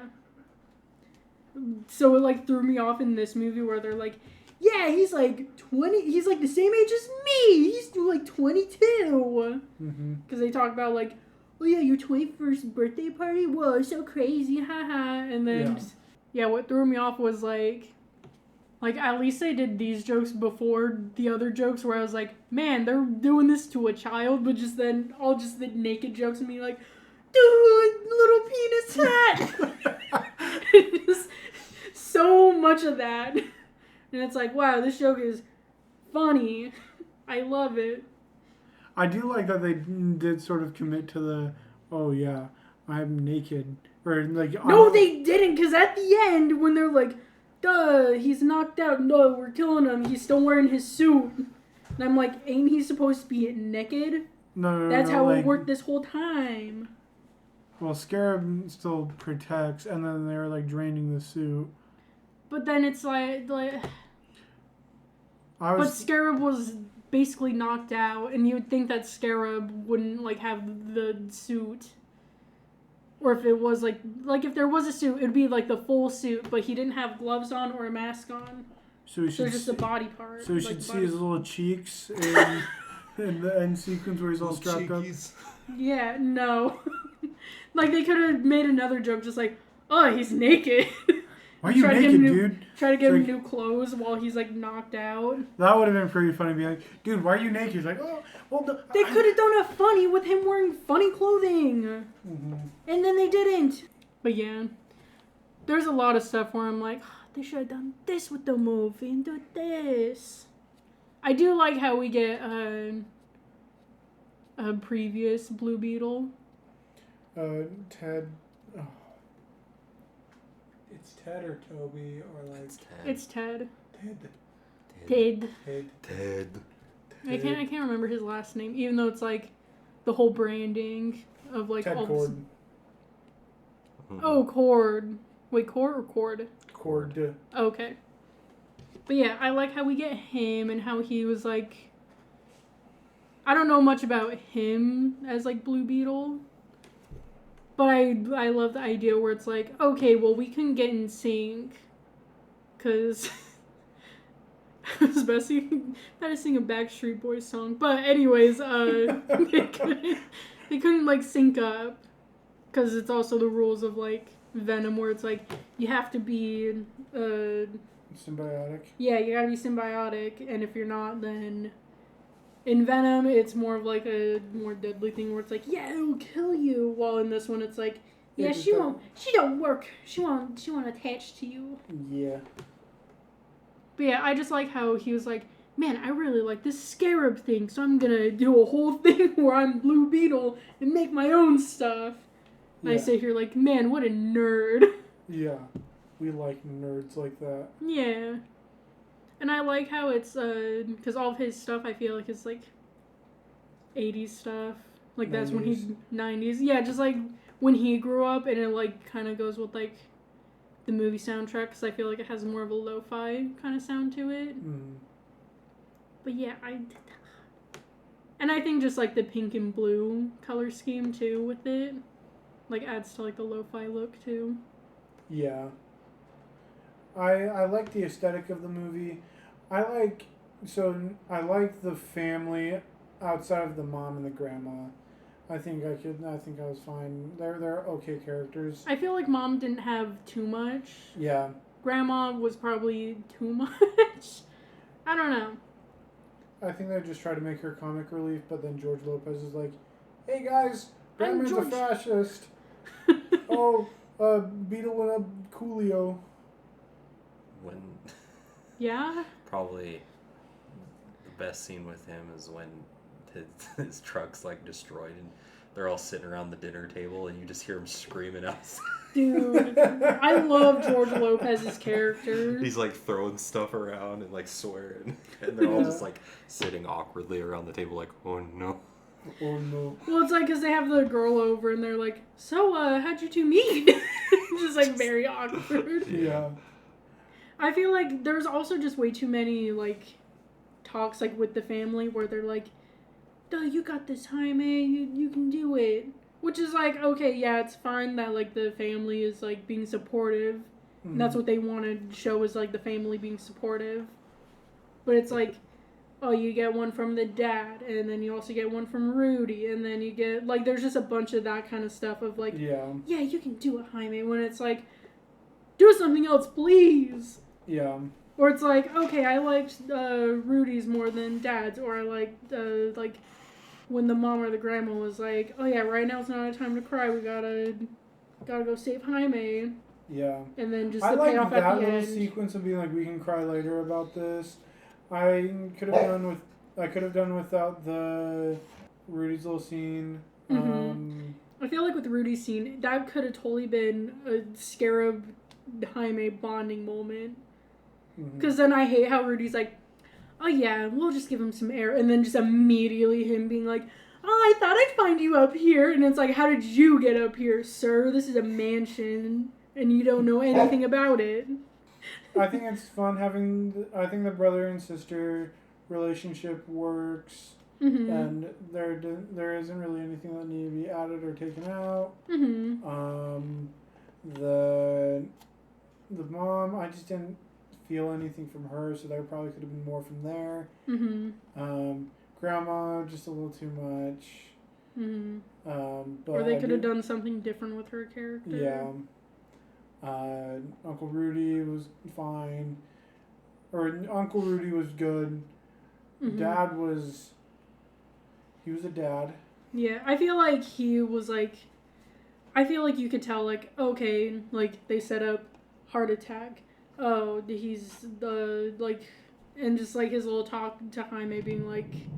Oh, yeah, we need to just... Like... I can't remember what his whole talk about was, but... I remember his last little line was like... Yeah, I know that I'm here and I need to, like, talk to you about this thing right now. Yeah. It's like, what are we destined for? What is... Yeah. Yeah. Like, everything has a purpose and a reason and whatnot. Mm-hmm. Yeah. Because that's his whole thing in the afterlife sequence, where it's just like, you are destined to be here in this moment having this talk with me for some reason. Mm-hmm. You need to work it out with your scarab buddy. Mm-hmm. And it's not coincidence that you were given the scarab. The scarab chose you, so you, whatever. Mm-hmm. Like, yeah. And all these different, like, things they're nice that it has all of these different sequences in it. I think it was just lacking in something. Mm-hmm. And, yeah. Yeah. I am excited to see what happens to Blue Beetle, because I could see like them removing everything out of there if they need to, like if that movie is just not canon, like, which I've heard it's not gonna be canon. Or it could be. I can see it being like the Suicide Squad situation where it's like, all right, we're just gonna take the the roots of that, like, of the first movie, and then just make something completely new. Where it's like, that stuff didn't, like, completely not happen, but we're not just gonna mention it. Because I feel like with, like, maybe the next movie, they could probably... I still want them to do all, like, the Ted stuff, because, like, that could be interesting, where it's like, there's two of us? Whoa! Or just be like, duh, you synced with it, whoa! Yeah. But, like, probably, like, not mentioning, I just want to say Kodiak, but I know that's not his name. The guy with the OMAC suit. And I want to say Ermac, but it's OMAC is the machine. Uh-huh. I'm gonna look it up right now because it's bugging me. Yeah. But, like, they probably won't mention him or Hillary. I like how she's just now Hillary. And then, like, I feel like you'd need to keep the family, because that was, like, Victoria a fun part. Cord, that's her name. Oh, okay. And... Yeah, it's Carapax. Is Conrad... Carapax? Yeah, Carapax. Yeah. Nice. Yeah. But yeah, like, I can see them not mentioning a lot from this movie.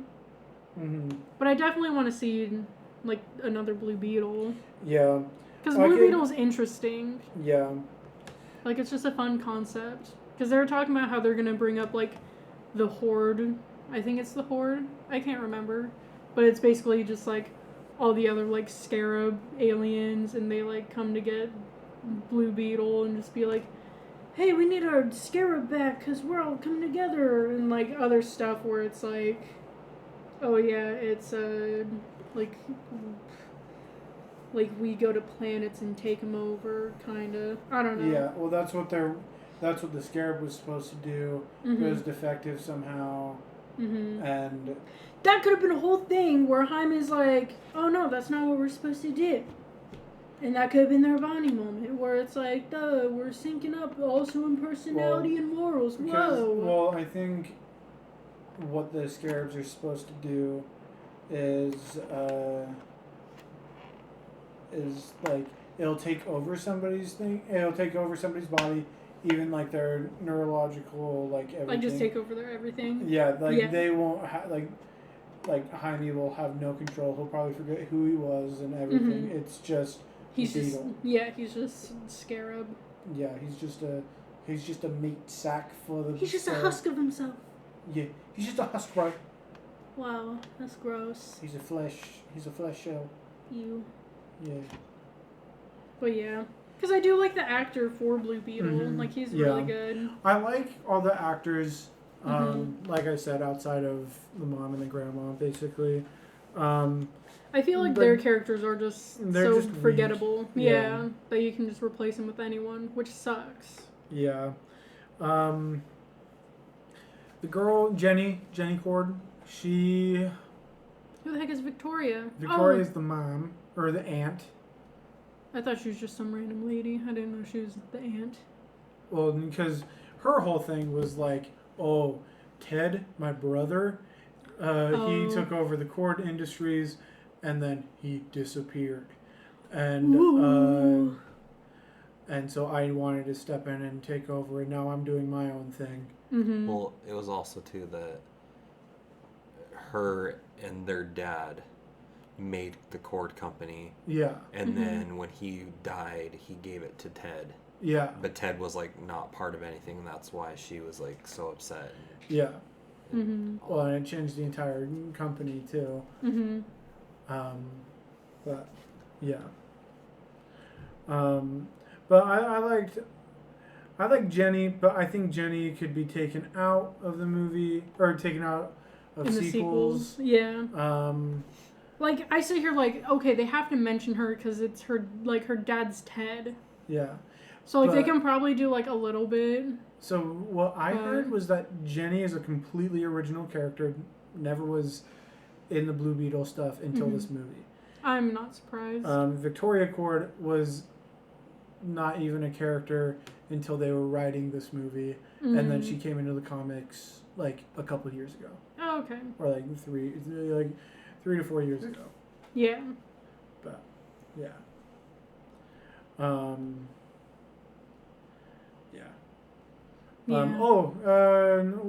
Scarab voices Kaji Da. That's the name. Kaji Da. Yeah. Okay. It's a whatever name. And I think they should, next movie, they need to delve into the Egyptian whatever, or like the alien whatever. Because I think it was named Kaji Da because it was an Egyptian thing. Yeah. Because there's a lot of scarabs in, like, Egyptians. Yeah. Yeah. So I think Dude, are they going to bring up Moon Knight too? Yeah, they are. Yeah. Dude, I hope so.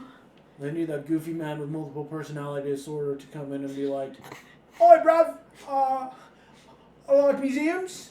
He's like, "No, I'm Jewish. I want to kill." And it's like, I wanted so bad to just like spout out like Spanish and just be like, "I'm a taxi driver." But I'm like, I had the sheer confidence for a half second that I could be like, I could just randomly pull out Spanish and say I'm a taxi driver. Me amo taxi driver. My name taxi driver. Yo soy taxi driver. Yo soy Jeff. Name Jeff. What the heck is Moon God's name? I was about to say tiramisu. Yeah, that one. It's Conchu. Yeah, Conchu. Hey, am I gonna see my boy Conchu in the next Blue Beetle? Yeah. I'm so pumped. He's gonna walk in and be like, "What the heck?"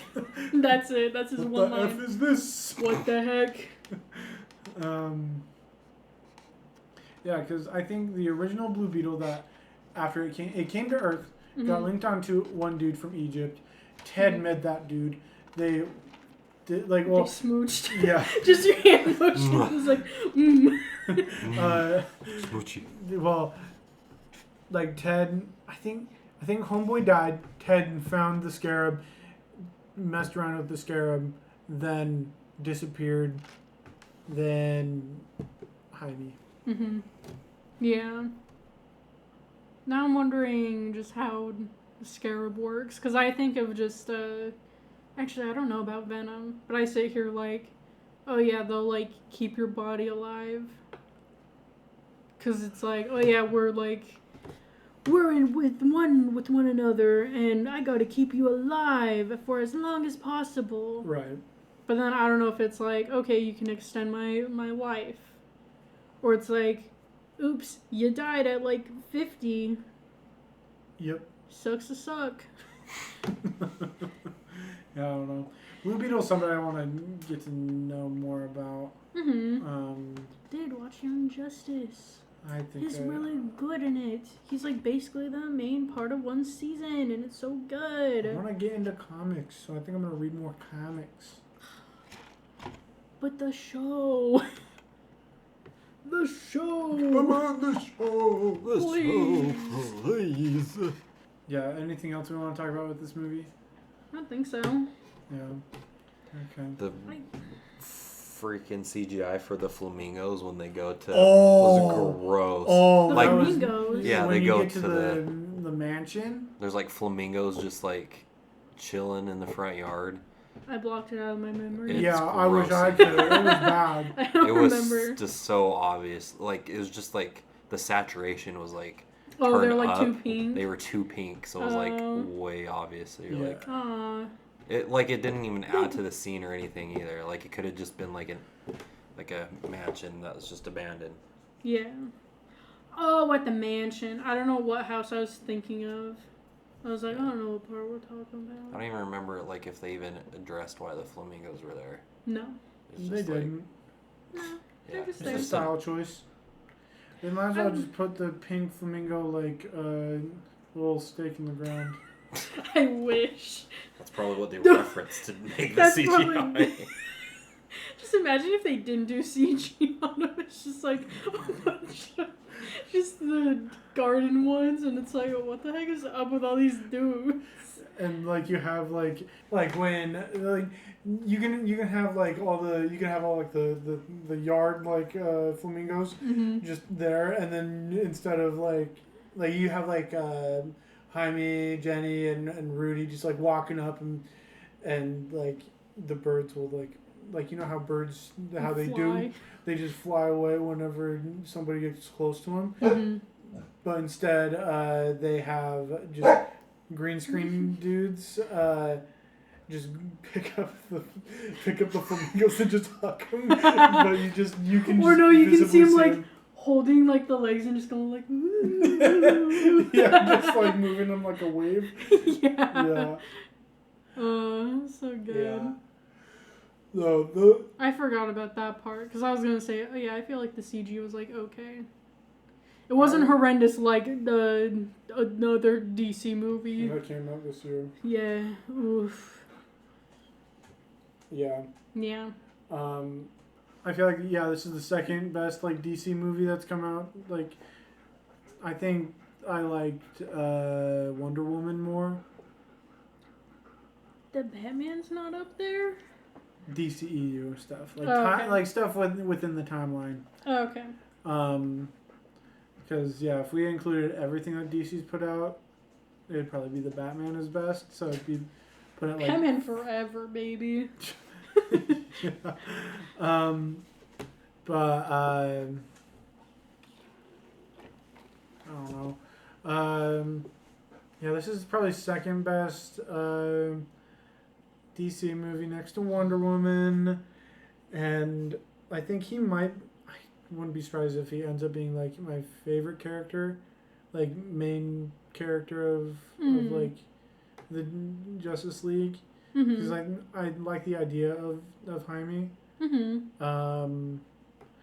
But I'm sort of excited for whatever they do with Booster Gold, because I know Booster Gold's gonna be a big deal soon. Dude, that's where Ted is. He's in the future with Booster Gold. They're partying it up. Yeah, they're partying it up. No, that's when they're bringing in the Booster Gold movie. They're gonna be like, Ted, where have you been this whole time? He's like, I've been with my buddy Booster Gold, and they're like, the who? And he's like, it's me, baby, Booster Gold. It's gonna be played by LA Knight, and he's gonna sit there and be like, yeah. I don't see that. I feel like he'd be too old for. I want it to happen. I don't think our boy LA Knight is. Cody Rhodes. I don't know. Cody Rhodes is better. I feel like just any of those like punky but like dashing like WWE people would be fun. The Miz would be very fun. But I think The Miz would be the best Johnny Cage. That's all I've wanted is the Miz to be Johnny Cage. Hey, this could be Mortal the Kombat Miz. movies. This could be the Miz's like surges into movies. Being Well, he does Kombat. movies, but he does very small. Most of them are WWE funded. Oh, Yeah. did he do Money Plane? No, that was Edge. Edge, okay. Yeah. Which Edge is he's a guy. He's a guy. He's in the Percy Jackson Oh yeah, show. he's like Hades or like Ares. He's one of the gods. I feel like he wouldn't. To me, I see him as like just a Poseidon, but I also just think of the Hades game Poseidon, where he's like, "What's up, little Hades?" Yeah, he's not like that. I know. I feel like I don't know why I'm always liking this guy, but Hangman from Top Gun Maverick. He's the guy Is he that the punk? he's the guy that was competing with Rooster to Oh, okay. be head guy of the group. Yeah. Yeah. Oh yeah, I can see him. He has that whole look, Yeah, like but just I also wanted him that to be smug Flash. smile. Yeah, Oh yeah, true. that smug look. That little smug look and just him being like, "I'm better than you." Yeah, I think he could play a really fun like, hey guys, I'm really cool, but like, don't actually look into what I do. I'm I actually swear not that cool. I'm a real superhero, I promise. I'm not just from the future and uses gadgets from the future. Yeah, I promise. Yeah. But yeah. I'm just thinking about his and Teddy's relationship. I can totally see Teddy being like, "You're a real superhero and you have the cool stuff? That's awesome." And he's like, "Yeah." Yeah, I'm a real super. Yeah, I'm that cool, I promise. Yeah. Oh, Amy, random little factoid. Huh? Do you not remember what school Jaime went to? No. He wore a hoodie at one point. Oh, yeah, he went to... Gotham University, baby. Yeah. We went to, like, law school or something. Yeah, it was Gotham Law. Oh, okay. So I sit here and I'm like, oh, I would love to have a hoodie that says that, but I'm like, I don't want a law school. Just give me generic Gotham Academy stuff. Yeah. I'm sure I can find it. Do you remember seeing some of the... No, I feel like we're just getting into, like, random details now. Mm-hmm. And do you remember some of the places that, like, some of the skyscrapers and, like, what companies they were? I'd imagine there's a Wayne Enterprises and probably a LexCorp. There was a LexCorp. I Mhm. remember seeing Ace Chemicals. Ooh. I Queen Enterprises? don't know if I saw Queen Enterprises. Give me Green Arrow, please! And keep the same Black Canary from Birds of Prey. And have them get together, please! I want it! Of all the other companies. Yeah, those were the ones that I remember seeing and noticing and hearing about. It was Mm. Ace Chemicals and LexCorp. Why would Ace Chemicals go anywhere else? I feel like people would be like, "That's the place from Gotham? I don't wanna. Ooh. Have you seen that? Have you seen that city? It doesn't look real good. I wanna do business with them." It's kind of ran by this bat freak. There's like this Joker guy, and he like puts chemicals in the water to turn their freaking frogs.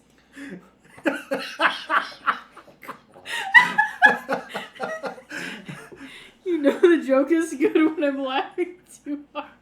Where the punchline is just absorbed by the wheeze. Oh, dude. Turn the freaking fish into laughing stocks. You can't even use them. The Joker just did it to try to copyright him, but it didn't work because you can't copyright fish. It would just be a breed of animal. You can't copyright claim that. Why not? Because it's a living being. Me just sitting here crying about just lawsuits of copyright. Over fishes? whole episode in the animated series. It's real. Man. Anything else we want to say?